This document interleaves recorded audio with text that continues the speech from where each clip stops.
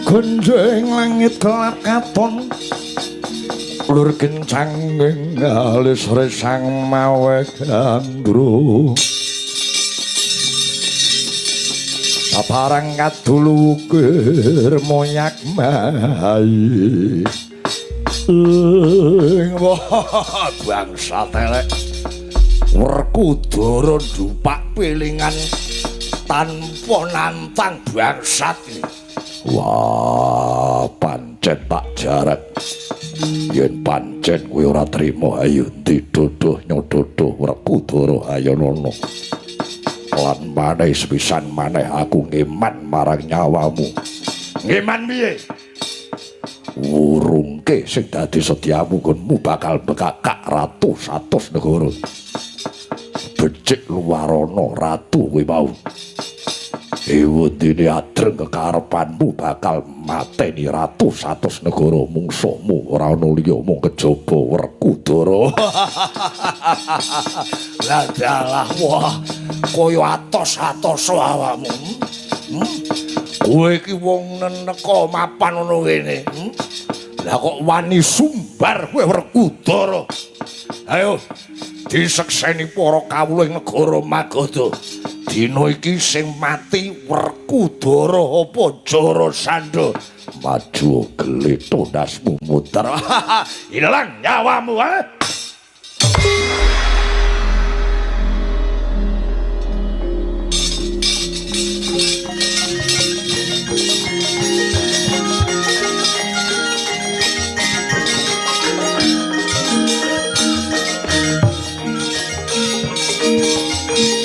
Dodo muntap lir cinta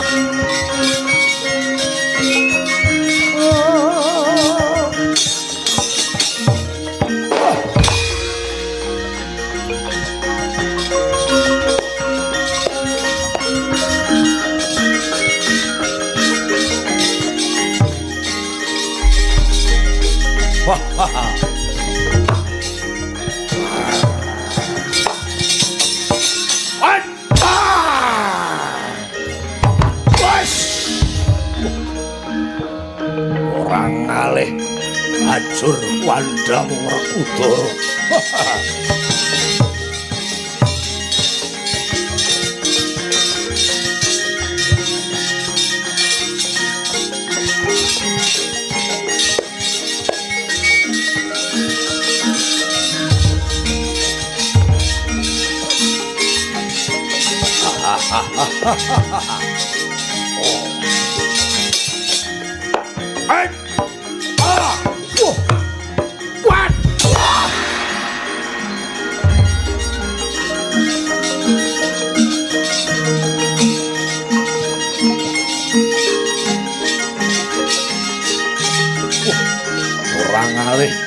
Kena tungkakmu iki mau. Ayo ora ge maju.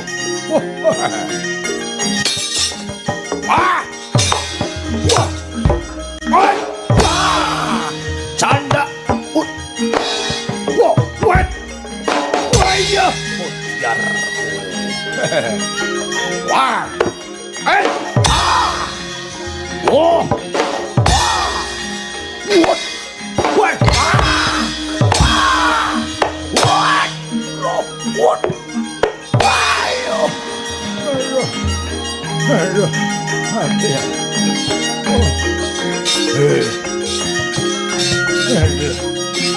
Ayo, ngateko Jarasandha.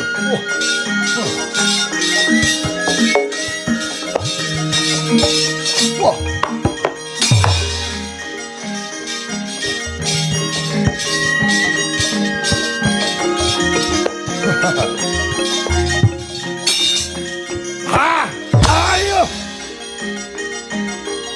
Apa-apa. Hop. Dian menteleng barat. Hop.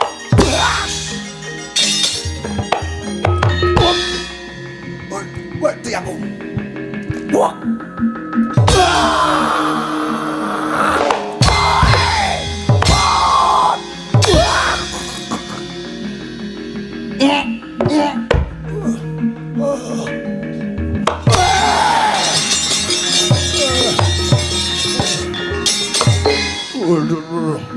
Mati aku. Werkudara.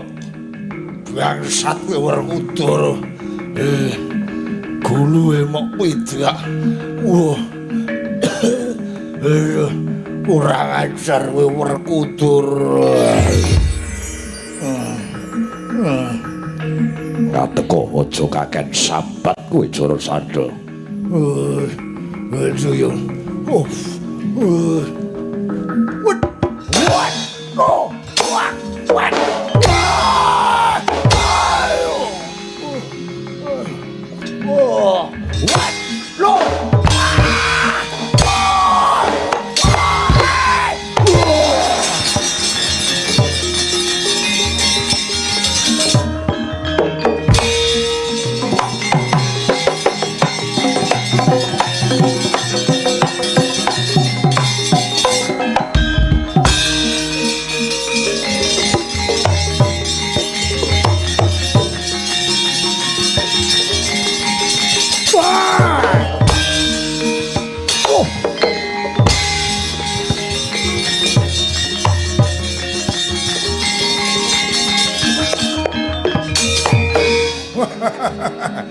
Ngetape-tape Werkudara.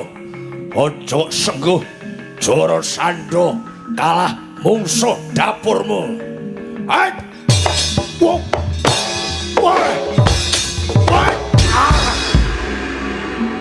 Ora endo kena tungkakku mudhar.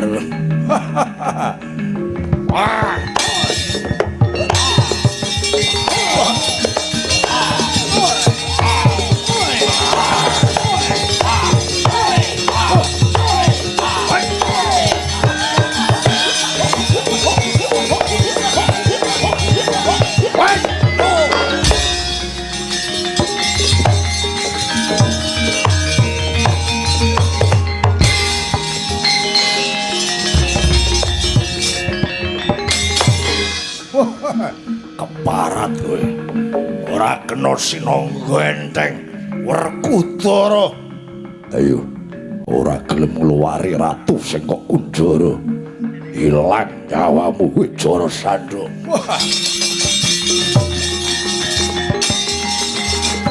Woi! Woi!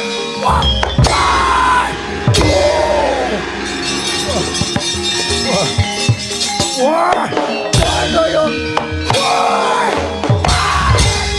Waduh, Werkudara kok kapake aku.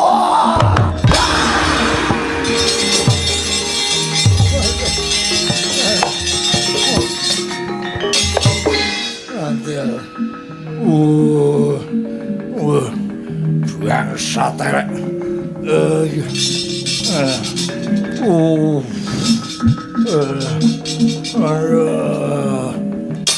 Woi! Tolong! Tolong! Wah! Wah! Wah! Wah!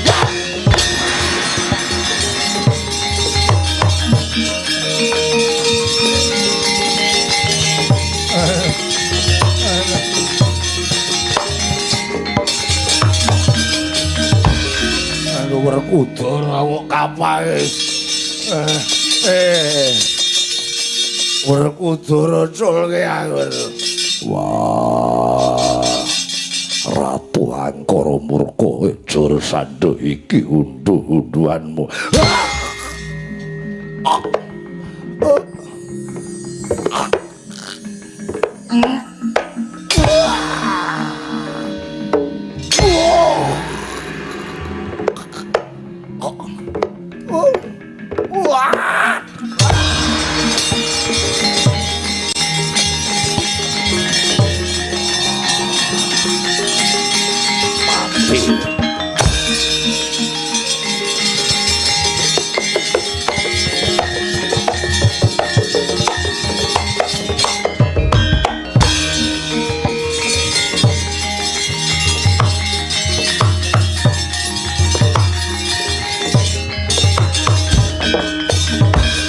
Drebabah depani lemah pejah nenggih Nalendra Magoda Prabu Jara Sandha.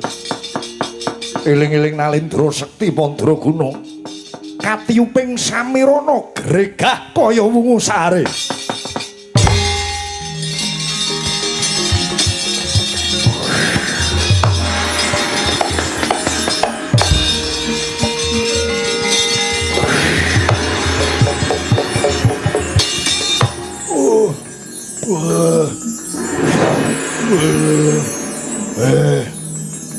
Werkudara.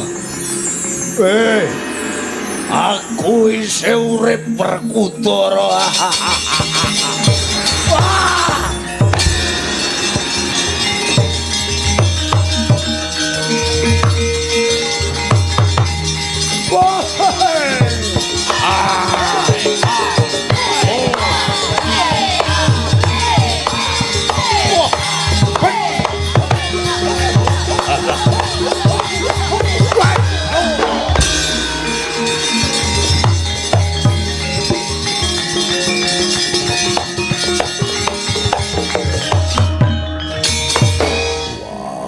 Edian wis mati urip meneh kowe Jara Sandal.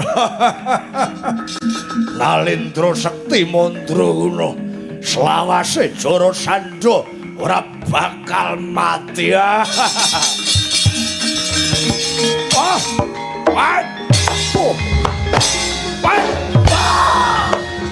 Tanda.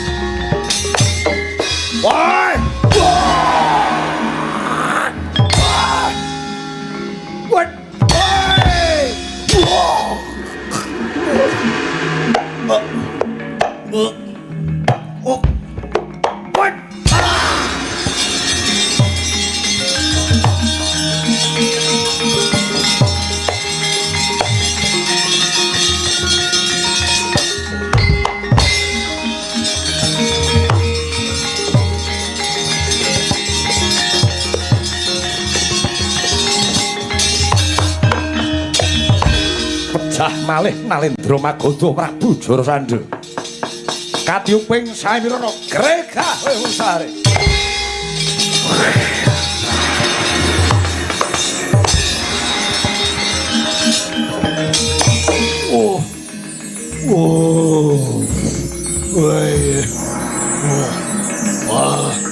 Werkudara, aku durung mati Werkudara.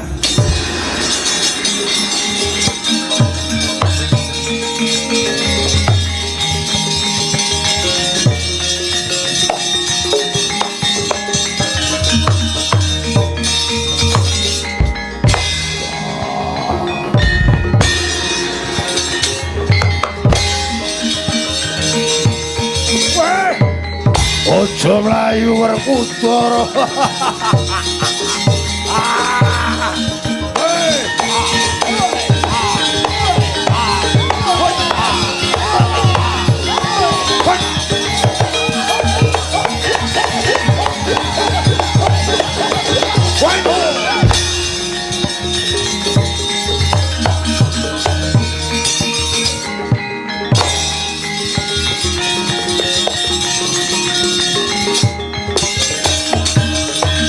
Lumara reh manguswa nyumbreng ngati karunaning kasuwase ning marga amal agung wah edian Sing edan sapa? Mungsuhku Jarasandha. Sebabe kok si Adi iso ngarani ratu mau edan? Tak pateni urip meneh. Tak pateni urip meneh. Nyawane serep. Wah. Kyai Werkudara mundur yen ngono maratelake nandhake yen si Adi kuwi kalah. Durung kalah. Lah kok mundur? Nyungsun kekuatan, nyungsun tenaga. Karo njaluk tulung karo Jlitheng. Perkara apa? Carane mateni ratu kae piye? Mateni Jarasandha. makaping-kaping pun Kakang Durawati wis nate ngandharke, yen arep mateni wong liya ngalahke wong liya kuwi kudu ngerti pengapesane. Wah, Ora babe-babe pengapesane Jarasandha mapan ana ngendi? yen pengen ngerti pengapesane kudu ngerti sejarahe Ratu Magoda kuwi mau, Yai. Babar pisan aku durung ngerti. Lara-larai gluntrui ratu kae. Tak dongengi mengko si Adi sing bisa nyaring dongengipun Kakang. Dongengipun Kakang ing kene iki dununging pengapesane Jarasandha. Ya, mara dongeng tak rungokno. Nalika samono Nalendra Magoda kuwi jejuluk Prabu Briyadata. Prabu Briyadata darbe garwa loro cacahe. Ya kuwi Dewi Retnadi lawan Dewi Retnadati. Bojone loro. Iya. Rukun wong Mbak Yuwadi. Wah, iya. Kok iya ya karo mantuk-mantuk. Bacotke lek mundungeng tak rungokke. Elok ing kahanan adile kersane sing gawe urip, Yai. Nadyanto Nalendra, nadyanto ratu garwane loro. Nanging kabeh garwane mau ora ana sing bisa nggarbini, ora ana sing iso mbobot. Teman jibeg-bebeg penggali Prabu Briyadata lho ing ngatasé Nalendra nganti ora duwe turun, besok sapa sing neruske sejarah Kraton Magoda? Wekasane Sang Prabu Briyadata mau nglakoni tapa brata. 40 dina 40 wengi lawase. Ketrima sing dadi prihatine Prabu Briyadata, Jawata paring kanugrahan wujud pelem pertangga jiwa. Poso 40 dina 40 wengi mung entuk pelem. Wow. Wis ora jumbuh, ora cucuk reprihatin. Yen mung entuk pelem nyang pasar golek pelem akeh. Dadak diriwangi pos. Kowe kuwi tak dongengi kok mbantah. Pancen dongengi kaya ngono. Oh iya ya. Banyak. Bacotke oleh mundungeng. Pelem mau rasa dengah pelem. Kuwi mau pelem pertangga Jiwa. Pelem kade Watan. Wis tau krungu aku kuwi. Kuwi tunggale jambu Dipa Nirmala. Kuwi mung entuk pelem karo jambu apa pelem tok? pelem bae. Ya wis. Eloke peleme mung siji. Mongko garwane Prabu Briyadata kuwi loro. Lah bareng tekan ngomah geger gember. Padha rebutan pelem. Dewi Retnadi ya milik pelem, Retnadati ya milik peleme Prabu Briyadata. Wah, peleme siji nggo rebutan bojo loro. Iya. Mula nganti ana parikan kae, ngono kae. Parikan sing di Menyang toko tuku tali bojo loro rebutan pelem kuweni. Iki yo wiwitane saka sejarah iki. Ngono. mula Briyadata rasah kaken pertingkah dadak duwe bojo loro ora iso meteng kabeh, syukur. Nanging entuk pelem. Peleme mung siji bojone loro. Lah Prabu Briyadata ki wonge ya ndregil, ya pinter, Mula pelem siji disigar dadi loro biak. Separo mbok tuwa, separo mbok enom. Ngono. Yudo gelem-gelem. Lah piye ya? Didahar garwa loro-lorone eloke kahanan. Garwa kekarone mau garbini bareng, Bobot bareng. Sawise mangan pelem kuwi mau iso bobot. Weh. Iki mono pelem ora sembarangan pelem. Sapa wae sapa nganti mangan pelem kuwi iso bobot. Bobot bareng. Bobot bareng.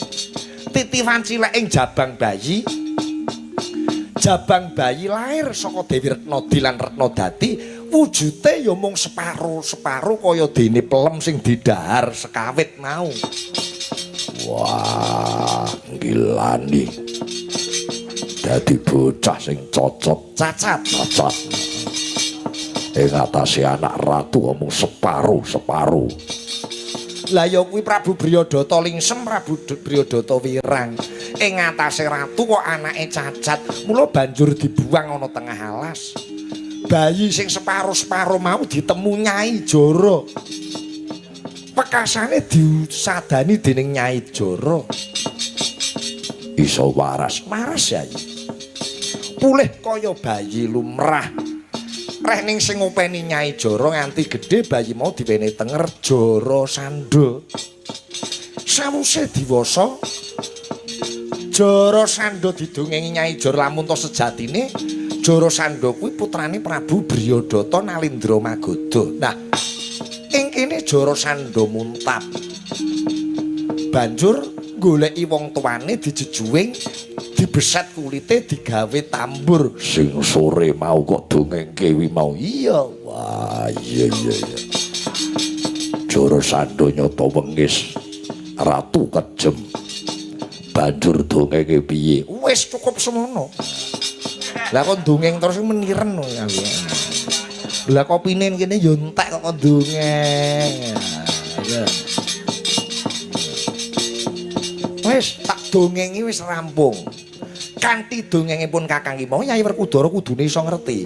Apa pengapesaning Jara Sandha? Lah opo? Lho lah. Kok lah apa? Kowe iki mau ngrungokke dongengipun Kakang ora? Ngrungokke.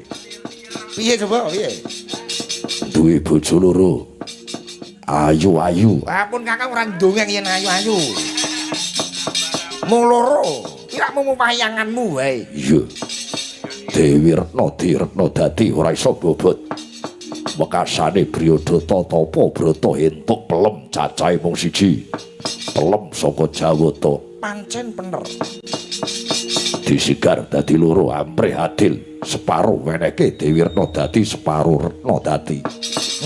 Retnadi. Iya. Buar mangan pelem. Padha bobot bareng. Betul. Jabang bayi lahir kaya dene wujude pelem sing separo-separo. Wis cukup semono kuwi si Adi wis ngerti pengapesane Jara Sandha. Jara Sandha dumadi saka Pelem. Yen ngono pengapesane Jara Sandha waton dibalang pelem mesti mudhar.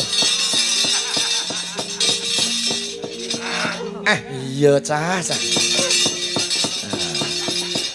Omongan karo iki kaya jagoan karo narkik kok. Jara Sandha ki mau ibarate kaya dene pelem. Yo, Pelem disigar. Ya. kotos-kotos Ora. Kuwi semangka sing kotos-kotos. Nah, dudu wae. Iki mono pelem. Disigar dadi loro. Jara Sandha kuwi ya kaya ngono kuwi. Lah nek mau kena kukumu ngene ora mati. Sigaran wit pucuk rambut nganti jempol sikil kuwi pengapesane kaya mono Ratu Slewah.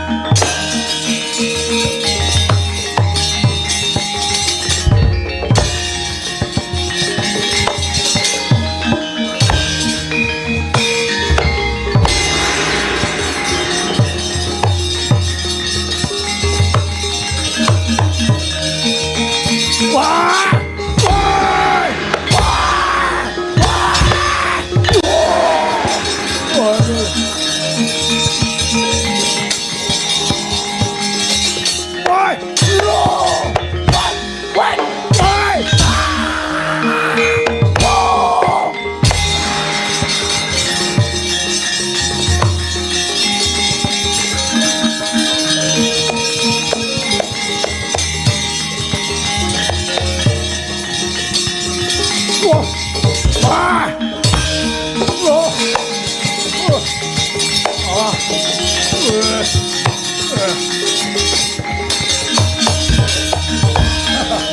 Aku kok candak karo tamane kukumu iki ya. Ora iso mati Werkudara. Ayo patenono aku. Aja sumbar kowe Jara Sandha. Aja seguh Werkudara ora ngerti dongenganmu. Kowe mono ratu slewah. Wiwit pucuk rambut nganti jempol sikil sigar mudar. Wah!